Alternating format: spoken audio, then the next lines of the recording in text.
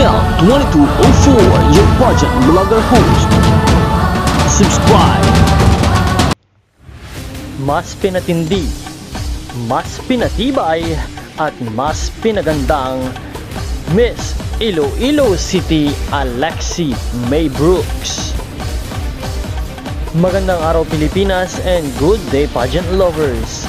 Dahil nalalapit na nga ang Grand Coronation Night ng Miss Universe Philippines 2024 competition this coming May 22, 2024, lalong pinatibay at lalong mas pinaganda si Miss Universe Philippines Iloilo City Alexi May Brooks, na kung saan lalo siyang pinalakas upang makuha ang corona ng Miss Universe Philippines ngayong taon.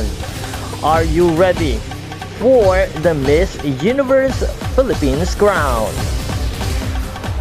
Handang-handa na nga si Alexi upang makipagbardagulan sa finale ng Miss Universe Philippines Grand Coronation Night ngayong May 22, kung kaya patuloy natin siyang abangan at suportahan. Suportahan din ang channel na ito sa pamamagitan ng pagpindot ng subscribe button.